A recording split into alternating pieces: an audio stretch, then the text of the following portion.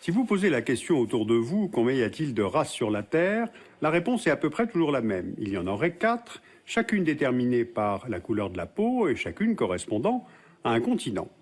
Eh bien, ce que je vous raconte là est complètement faux. Le problème, c'est qu'un très grand nombre d'entre nous pensent cela, et pire encore, les races pourraient ne pas être tout à fait égales entre elles. Alors comment est-ce qu'on est arrivé à croire cela et à le croire encore aujourd'hui, faisant vivre ainsi en permanence le racisme? En fait, il y a de nombreuses couches de racisme dans l'histoire des hommes. Le racisme est donc dans nos mémoires. Eh bien, c'est de cela dont je voudrais vous parler aujourd'hui. Regardez cette carte ethnographique du monde. Elle vient d'un atlas de 1907 du géographe français Vidal de la Blache, et l'on y constate la corrélation entre continents et prétendues races qui s'y rattachent. Il y en aurait 9, et on repère notamment sur le continent africain et dans une partie de l'Asie les nègres et négroïdes, je cite la légende, la race mongoloïde, les Européens en Europe, Amérique du Nord, partiellement en Amérique du Sud et en Océanie, les Berbères et Arabes, les Pygmées d'Afrique, les Indiens d'Amérique, et enfin les races hyperboréennes dans le Grand Nord. Or, cette carte a été vue par des millions de jeunes Français, et ce jusqu'au milieu du XXe siècle. Et cet atlas allemand, de la même époque, donnait à peu près les mêmes informations. D'après ces cartes, l'espèce humaine est divisée en races, c'est-à-dire des populations qui se distinguent les unes des autres par certains traits héréditaires, comme la couleur de la peau, qui est la différence la plus visible. Ce type de catégorisation remonte aux travaux de naturalistes comme le français Buffon ou le suédois Linné. Il s'agit au XVIIIe siècle, en pleine période des Lumières, de définir, de classer. Par exemple, Carl von Linné, dans Systema Natura, définit 4 variétés d'Homo sapiens, auxquelles il associe une couleur de peau et même des caractéristiques précises. Homo asiaticus, jaune pâle, mélancolique, rigide. Homo afer, noir, flegmatique, décontracté. Homo europaeus, blanc, sanguin, musculaire.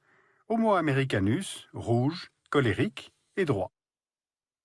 Ensuite, la couleur de la peau n'est pas le seul critère à être utilisé par les savants de l'époque. Dans cet ouvrage de 1801, Histoire naturelle du genre humain, on trouve cette illustration montrant 3 profils, de l'Apollon de la statuaire grecque à l'orang-outang, en passant par le nègre, je cite la légende, et dans cette représentation, le nègre forme le chaînon manquant entre le singe et l'idéal humain. Apparaît ainsi vers le milieu du XIXe siècle une nouvelle science qui a pour objectif de mesurer ces différences entre les hommes pour créer des catégories et ensuite les hiérarchiser. Par exemple en s'appuyant sur l'anthropométrie et la craniométrie. Le représentant de ce courant en France est Paul Broca. L'anthropologue allemand Blumenbach, lui, identifie 5 races. On lui doit la dénomination de variété caucasienne, c'est-à-dire blanche, et Blumenbach estimera que la race noire est perfectible. Les théories raciales se voient ainsi confortées par les apports de la science au XVIIIe et XIXe siècle et peuvent ensuite se diffuser largement. Par exemple, le manuel scolaire « Le Tour de France par 2 enfants » nous enseigne qu'il y a 4 races et que la race blanche est, je cite, la plus parfaite des races humaines. Et songez qu'entre 1877 et 1977, ce livre est vendu à 8,5 millions d'exemplaires, soit autant d'enfants qui assimilent ces idées-là à l'école. Et ces enfants ont été nos grands-parents, ou peut-être même nos propres parents. Alors cela explique évidemment en partie comment nous avons été conduits à penser de façon aussi fausse. Poursuivons notre remontée dans l'histoire. Au XVe siècle, le prince catholique portugais Henri le Navigateur conçoit de nouveaux types de navires, les caravelles. Et grâce à ces caravelles, Bartolomé Dias, Christophe Colomb, Vasco de Gama, Francisco Cabral, Magellan vont réaliser pour le compte du Portugal et de l'Espagne ce qui est vu par les Européens comme les grandes découvertes. Plusieurs traités successifs, arbitrés par le Vatican, vont permettre aux 2 puissances ibériques, le Portugal et l'Espagne, de se partager le monde, y compris celui qui reste à découvrir et à évangéliser. Ces découvertes donnent aux Européens l'accès à de nouvelles routes commerciales et à de nouvelles terres et richesses qu'il faut exploiter. Et pour exploiter, il faut de la main-d'œuvre, alors un nouveau type de commerce se met en place, dit triangulaire, et qui fonctionne de la façon suivante. Les commerçants européens vont chercher des esclaves en Afrique, les emmènent de force dans le Nouveau Monde et rapatrie ensuite les bénéfices tirés de cette force de travail gratuite vers les monarchies européennes. Ce commerce des Noirs, cette traite négrière, est un événement économique majeur dans l'histoire. Par sa durée, près de 400 ans, du XVIe au XIXe siècle, par son ampleur, entre 25 et 30 millions de personnes déportées, par son impact géographique et sociétal aux États-Unis, dans les Caraïbes, au Brésil et évidemment sur le continent africain lui-même. Et en fait, l'impact est bien plus qu'économique. Il est dans les mémoires, il est dans nos imaginaires. Au début du XVIIIe siècle, par exemple, les termes noirs et esclaves deviennent synonymes dans certains dictionnaires français. À la domination économique, institutionnelle, technique, militaire, qui est tout à fait réelle, l'Europe impose en plus une domination morale et religieuse. Elle estime avoir une mission civilisatrice, censée apporter le progrès et la foi aux populations d'Amérique, d'Afrique, d'Asie, d'Océanie, vues comme moins avancées. Une grande partie du monde est colonisée, et le partage de la quasi-totalité du continent africain entre puissances européennes à la conférence de Berlin de 1885 a été, à cet égard, tout à fait emblématique. 20 ans plus tard, en 1914, à la veille de la Première Guerre mondiale, voici à quoi ressemble le monde politique. On repère les empires contrôlés par la France, le Royaume-Uni, l'Espagne, le Portugal, les Pays-Bas, la Belgique, l'Allemagne, l'Italie. Ces puissances captent les ressources tout en expliquant au monde entier qu'il y a un sens unidirectionnel au progrès. Mais les Européens ne sont pas les seuls. On retrouve au Japon cette idée de supériorité et de mission impériale, l'empire du soleil levant partant à la conquête d'abord de Formose, de la Corée, du Manchukuo en Chine, puis un peu plus tard de l'Asie du Sud-Est. En Europe, l'idéologie nazie développe à l'extrême cette certitude qu'il y a des races et que la race aryenne est supérieure. Entre 1939 et 1945, le national-socialisme applique en Allemagne et dans le reste de l'Europe l'extermination systématique des Juifs, mais aussi des Tziganes, des Noirs, des Métis, des homosexuels, des handicapés, soit tout ce qui s'écarte de l'idéal aryen de la race. Donc on a encore cette idée de l'infériorité des autres. Du fait du nazisme, l'Europe se suicide, mais cela forme sans doute un tournant. La pensée et le discours sur la race aryenne, l'horreur soulevée par l'antisémitisme et par la Deuxième Guerre mondiale elle-même, vont faire évoluer la pensée sur la supériorité raciale du blanc. En 1945, les vainqueurs organisent un tribunal à Nuremberg pour juger le nazisme et son racisme fondamental. Et en même temps, les États-Unis, principal vainqueur de 1945, semblent immobiles à l'intérieur de leur propre pays. Alors pourquoi ? Il faut se souvenir de la guerre civile américaine. Elle débute en 1861.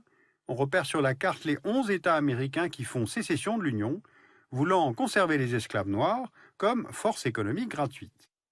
Les confédérés vont perdre la guerre, l'esclavage est aboli, mais les lois raciales ségrégationnistes imposent quasiment dans tous les États américains la séparation entre blancs et noirs, à la fois dans l'espace public, les bus, les écoles, ou l'espace privé, comme par exemple l'interdiction du mariage interracial.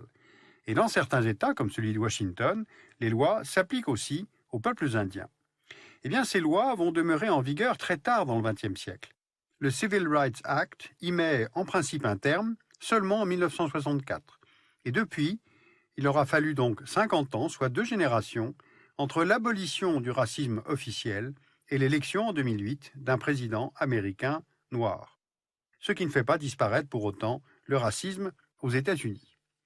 L'autre paradoxe se trouve dans ce même calendrier de la deuxième moitié du XXe siècle. Alors que le processus des décolonisations est partout en route, le racisme institutionnalisé se poursuit en Afrique du Sud, en legs direct des idées coloniales européennes. Car on a en Afrique du Sud toute une société organisée en fonction de l'apartheid, c'est-à-dire cette ségrégation qu'il convient de maintenir entre les Noirs et les Blancs, qui sont les descendants des colons néerlandais et britanniques. En 1951, le pays crée 10 Bantoustans, c'est-à-dire 10 États réservés aux Noirs, traduisant ainsi dans le territoire le développement séparé des races.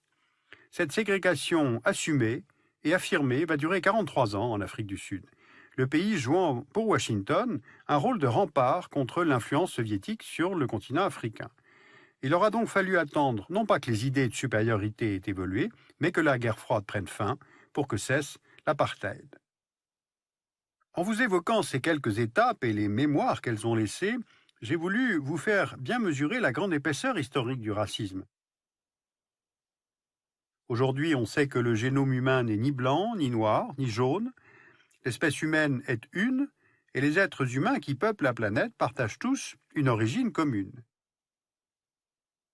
L'Homo sapiens a émergé il y a environ 150 000 ans en Afrique tropicale, puis il a peu à peu migré hors de ce continent il y a 60 000 ans, pour venir ensuite coloniser l'ensemble de la planète au cours des millénaires qui ont suivi.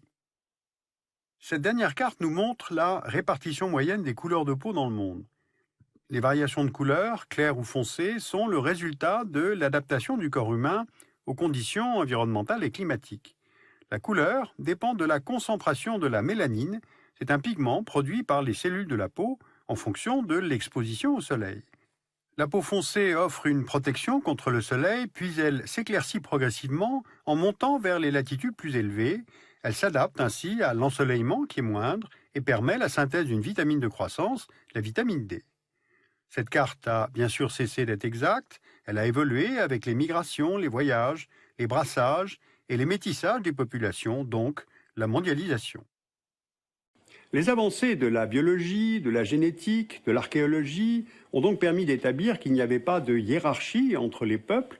La question des races semble donc scientifiquement réglée, et pourtant le racisme réapparaît en permanence et sous diverses formes. Quand il ne s'applique plus à la couleur de la peau, il contourne. Et il s'applique par exemple aux noms propres, aux locataires, aux candidats à l'embauche, il se déplace vers la religion de l'autre, voire à la catégorie de l'immigration. Donc vous mesurez la grande adaptabilité du phénomène. Alors pourquoi est-ce que ce classement entre les hommes est si difficile à dépasser ? Pourquoi est-ce qu'il réapparaît en permanence comme une construction politique ? Pourquoi est-ce qu'en fait, ça nous convient toujours ?